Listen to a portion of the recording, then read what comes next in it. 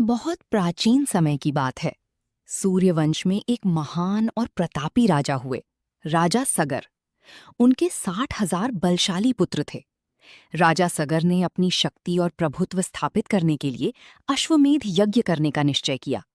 इस यज्ञ में एक घोड़ा छोड़ा जाता था, और जहां जहां वो घोड़ा घूमता, वहां के राजा या तो समर्पण करते या युद्ध।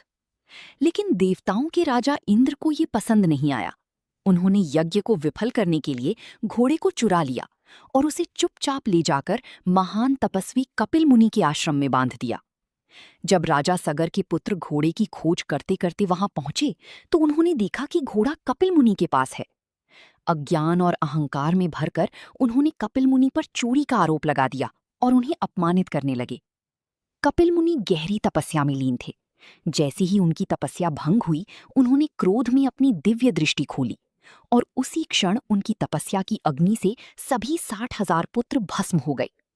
वहां सिर्फ राख रह गई, और उनकी आत्माएं अधर में भटकती रह गईं। राजा सगर को जब ये समाचार मिला, तो वे शोक में डूब गए। तब उनके वंश में जन्मे महान राजा राजा भगीरथ ने ये संकल्प लिया कि वे अपने पूर्वजों को मुक्ति दिलाकर ही रहेंगे। ऋषियों ने उन्हें बताया, जब तक स्वर्ग में बहने वाली पवित्र गंगा नदी पृथ्वी पर आकर इनकी अस्थियों को स्पर्श नहीं करेगी, तब तक इनकी आत्माओं को मोक्ष नहीं मिलेगा। यहीं से शुरू हुई एक असंभव लगने वाली यात्रा। राजा भगीरथ ने राजपाट त्याग दिया और घनी जंगलों में जाकर घोर तपस्या शुरू कर दी। वर्षों तक न भोजन, न आराम, केवल ध्यान और जप। आखिरकार उनकी तपस्या से प्रसन्न होकर प्रकट हुए सृष्टि के रचयिता भगवान ब्रह्मा। भगीरथ ने हाथ जोड़कर प्रार्थना की, हे प्रभु, गंगा को धरती पर भेज दीजिए ताकि मेरे पूर्वजों को मोक्ष मिल सके। ब्रह्मा जी बोले, तुम्हारी भक्ति से मैं प्रसन्न हूं। गंगा धरती पर आएंगी, लेकिन उनका वेग इतना प्रचंड है कि पृथ्वी उसे सह नहीं पाएगी। अब भगीरथ ने एक और कठिन मार्ग चुना। उन्होंने देवों के देव भगवान शिव की तपस्या शुरू कर दी। लंबे समय तक तप करने के बाद शिवजी प्रकट हुए।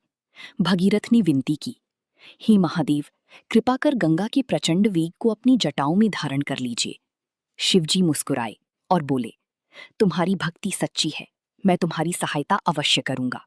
जब गंगा को पृथ्वी पर आने का आदेश मिला, तो उनके मन में थोड़ा अहंकार आ गया। मैं इतनी विशाल और शक्तिशाली हूं, मैं सीधे पृथ्वी पर गिरकर उसे बहा दूंगी। जैसे ही गंगा आकाश से प्रचंड वेग से नीचे उतरी, शिवजी ने उन्हें अपनी जटाओं में समा लिया। गंगा पूरी तरह शिवजी के जटाओं में उलझ कर रह गईं। उनका सारा अहंकार शांत हो गया। फिर शिवजी ने धीरे धीरे अपनी जटाओं से गंगा को मुक्त किया, और इस तरह गंगा शांत, पवित्र धारा बनकर पृथ्वी पर बहने लगी। गंगा नदी भगीरथ के पीछे पीछे चलने लगी। पहाड़, जंगल, घाटियां पार करती हुई वो उस स्थान तक पहुंची जहां राजा सगर के पुत्रों की राख पड़ी थी। जैसे ही गंगा जल ने उन राख को स्पर्श किया, उनकी आत्माओं को मोक्ष मिल गया, उन्हें स्वर्ग की प्राप्ति हुई, और भगीरथ का संकल्प पूरा हुआ। इसी कारण गंगा को भगीरथी भी कहा जाता है। गंगा जब बह रही थी, तो उनका तेज प्रवाह जाहनु ऋषि के आश्रम को डुबाने लगा। क्रोधित होकर जाहनु ऋषि ने पूरी गंगा को पी लिया। भगीरथ घबरा गए। उन्होंने ऋषि से प्रार्थना की। तब ऋषि ने अपने कान से गंगा को पुनः बाहर निकाला।